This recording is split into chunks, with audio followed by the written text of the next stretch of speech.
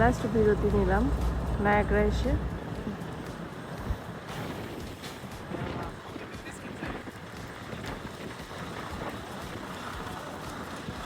অনেক বাতাস।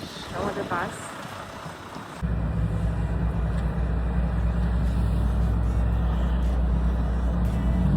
ফ্লিক্স বাস, সবসময় আমি ফ্লিক্স বাসে আসা যাওয়া করি। রাতের জার্নিটা খুব শর্টকাট হয় আর বেশি জায়গায় থামায় না। ঠিক আছে, ভালো থাকবেন সবাই।